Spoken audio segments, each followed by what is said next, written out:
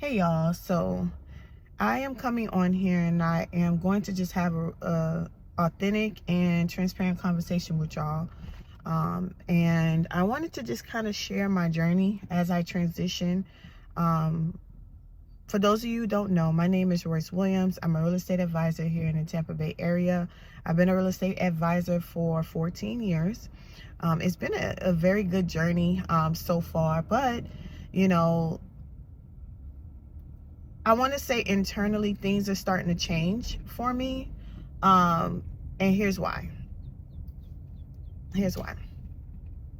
So, you know what? I need to stop just trying to make things sound perfect and to say it in a way that makes sense and just to say it, and then I won't have to worry about anything else. So, let's rewind this, right? My name is Royce Williams. I am a real estate agent here in the Tampa Bay area, and I've been an agent for 14 years.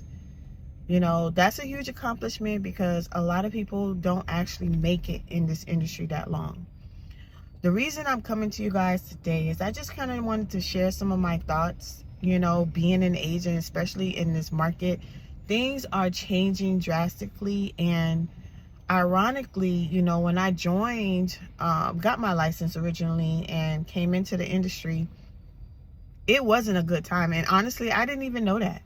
Like, I was a young college student well, I wasn't a college student. I had just graduated from college when I decided to go and get my real estate license. After college, after graduating, I have my business management degree from USF. And you know, you just think you're gonna be making big money when you graduate college, but that's not really the case. That's not the truth. I don't care who tell you. You know, getting that education is just the first step. There are some things that I wish I would have done differently when I was in school to kind of properly prepare me to be successful after graduating and to land that job. However, you know, I wouldn't change my experiences and my journey for anything. You know, I've learned a lot. Do I wish I've learned some lessons sooner? Yes. However, you know, those lessons and the time that I learned them is what has shaped me to be the person that I am today. And so I am eternally grateful for those experiences. However, after graduating, I went to work for a company and I was an auto claims adjuster, and I hated that job. I was on the phone all the time. Man, they were micromanaging me. There was like a little pop-up that would come on your screen that tell you, hey, it's lunchtime. And it's just like, ugh, you're telling me when it's time to go to lunch? Like, I can't just get up and go to lunch? Like, it was insane. So, like, I hated that job. And so, while I was working that job, I was trying to figure out what other things or other careers that I can kind of get into that more, you know, closely match my skill set and my desires and my passion. And so I came across real estate. Now, mind you, growing up, I always wanted to be an OBGYN, so much so that I went to a high school that focused on medical. So I went to a medical magnet high school in Miami. And after going through that program, that's where I learned I don't really want to be in the medical field. I don't even like being in the hospital. And literally the final year that I was in high school, I switched. I watched this show called Extreme Makeover Home Edition, and essentially it was about families who would, you know, submit their stories to this TV show and kind of, you know, express how they needed a home, and they would kind of tell their story about their family. And these people, these designers, these architects, these construction builders would come and surprise them with a new house. And they will come and literally make over their whole house to kind of fit their family. I thought that was amazing. It was like my favorite show. And so from watching that show, I thought, you know, maybe I want to go into architecture. And I did. I decided to switch my major literally in senior year. I switched my major and I said, okay, I'm going to go to college and I'm going to major in architecture. And that's what I did. I went to Howard University. I was in their architecture program, loved it. However, I didn't love being that far away from family.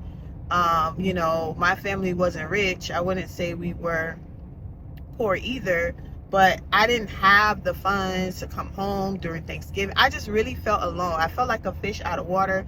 That was my first time being away from home, and it was too much. It was a little bit too much. Now, if I think back, would I have endured it longer? And me saying endured means I decided to transfer to a school in Florida. Now, I knew I didn't want to be too close to my family in Miami because I did want my independence, but I decided to go and transfer to USF, which is in Tampa.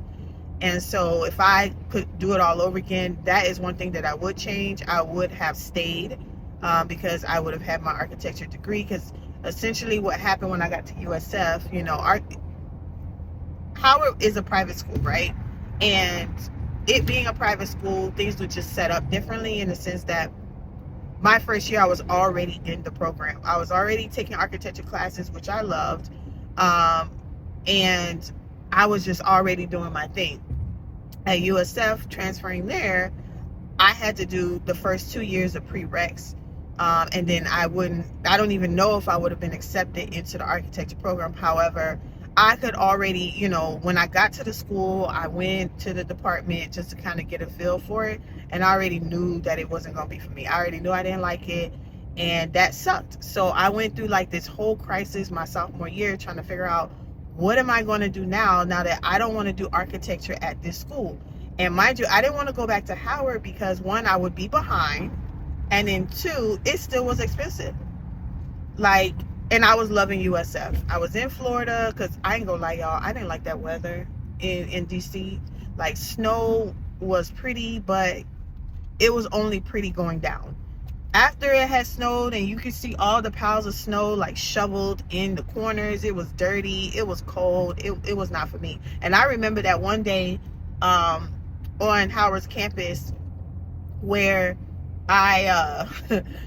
it rained and snowed at the same time. I had no idea that was even possible. I had never even heard of it. I remember walking out my dorm and literally it was snow raining, and I was like, what is this? I put my hand, I was like, oh my goodness, what is this? And the lady was like, it's sleet. Sleet? You mean it could rain and snow at the same time?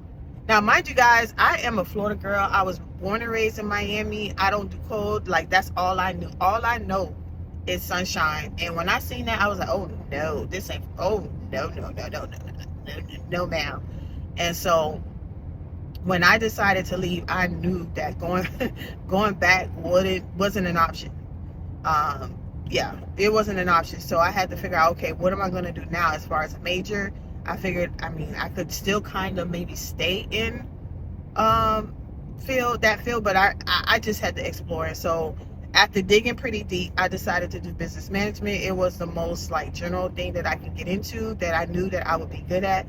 And just to give y'all some background on why I thought I'd be good, and I figured it out, when I was in like middle school, I was one of those people that would bring a backpack. I was the snack person. Like, I had snacks, I had chips, I had juices, and I was an innovator. Like, I remember, trying to figure out, like, I would sell these snacks at school, and I wouldn't say I thought of the idea on my own, but I thought it was a great idea when I seen it. And I was doing innovation things. So, like, for example, everybody had chips, everybody had candy. I sold those things, but I was like, okay, how am I going to up my game? Like, how am I going to outdo my competition? And I went and I said, we have to go to this spill out every day after lunch. And for those of you who don't know what a spill out is, for us, it was, okay, after lunch, there was like a area on a court that once you were done with lunch, you can hang out there until it was time to go to class. And so we called it the spill out. And so basically, it was hot, in Miami, going to the spill out, it was hot. And so I was like, you know what? I am going to be the person to bring some ices.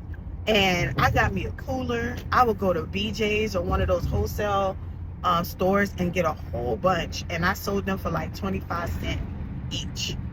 man, I would be sold out by the time we was done with lunch break and being out there on the spill out. Now, mind you, competition see what I was doing, and she's a good friend of mine. I won't say her name, but she knows who she is. She started buying the bigger ones and selling them for 50 cents. So, it was that, but I was always an innovator, and I figured, man, this is business. This is business. I'll be good at it. Like, I was doing business before I knew I was doing business. And so I decided to go into business management, and that was my thing. And so I said, let me major in that. So I did good, majored in business, saw it all the way through. And then when I got to graduation, didn't know what I was going to do after that. Did, that auto claims adjusting, hated it. And I was like, you know what? I remember loving architecture. Architecture at that moment was no longer an option for me. So I decided to just go ahead. And I said, let me try my hand in real estate. Got my real estate license. I quit my job literally. Actually, I didn't even have my license. While I was there, I applied to a builder, and the builder hired me with the anticipation of me getting my license. And so, the girl, she worked good under pressure, and so that was all I needed to make sure that I secured my future. So I worked for the builder, and I earned my license within like 2 months of being on the job. And I will say I didn't really like working for that builder, so I went into general real estate. And for those of you who don't know, general real estate, the difference with that is with a builder, you're restricted to selling their product. With general real estate, you can sell all products. And so I can list homes, I can work with investors, I can sell homes anywhere, I can sell new construction, I can sell resale. New home sales consultants, they only can sell whatever the builder's offering. So I decided to do general real estate, and I did that at a different company for a whole year. When I tell you that year was rough, and mind you, when I got into real estate, the market was trash. Meaning we were literally still, I won't say we were still in a recession, but we were coming out of it, because I got my license in 2011 and the market still hadn't recovered.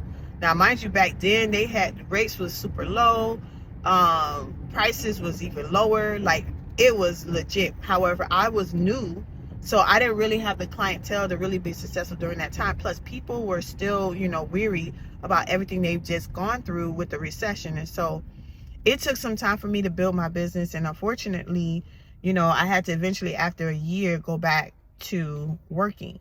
Now, and when I say working, I mean working for a company. And so I ended up working for a company.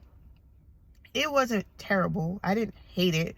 However, eventually that company was going to be closing down, and I saw the writings on the wall. So I decided, okay. And now, mind you, while I was working for that company, I was still doing real estate part-time. So I was still growing my business and learning it.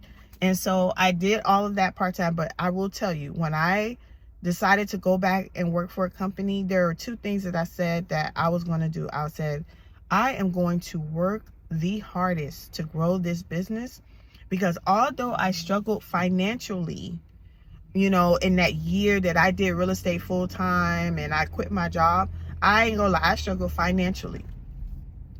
And it's kind of weird too, because for a whole year I made sales, but I didn't close.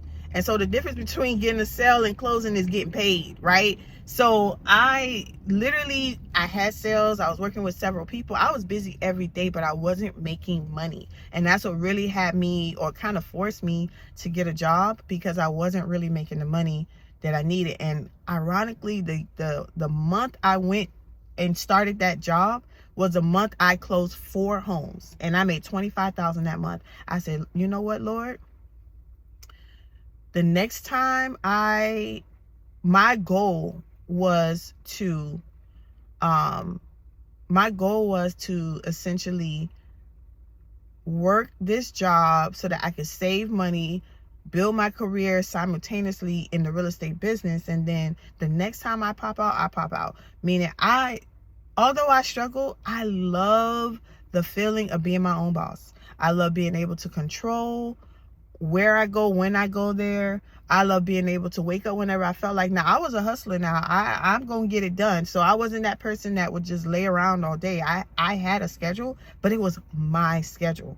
And I was addicted to that. I was like, the next time I leave this job, or leave the 9-to-5 world, the corporate world, whatever you want to call it, I am not going back. I said that. I was like, this was amazing. Being able to be in control of my income, having no ceiling.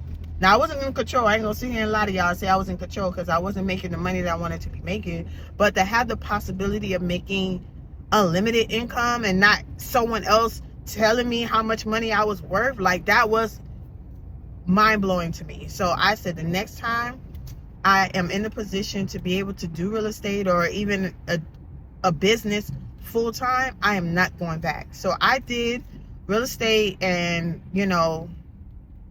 that job, I worked for a company. I was in the bankruptcy department. We did reconciliations of mortgage loans that they were selling off.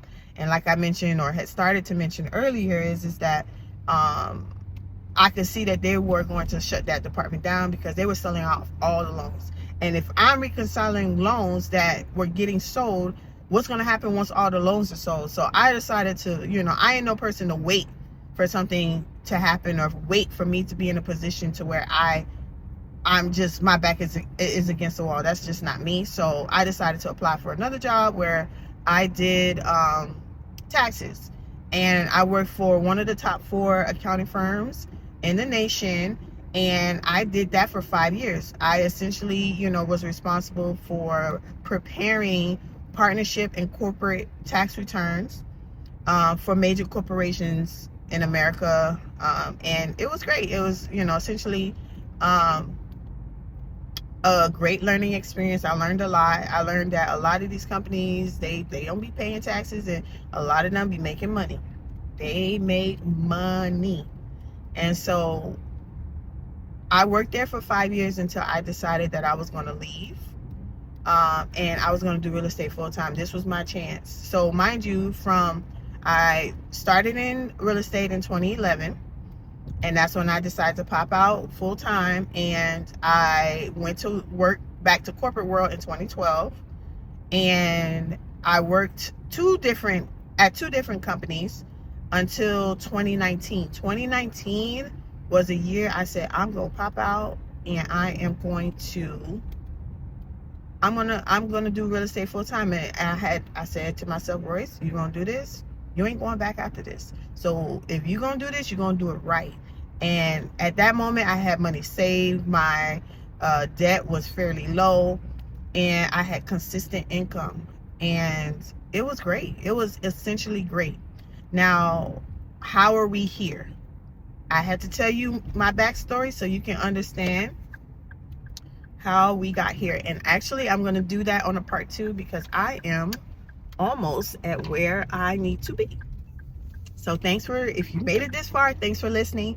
And essentially what I want to let you guys know is that what the story that I am sharing is basically, I am telling you about how I am transitioning and pivoting in my real estate career. I'm currently still full-time.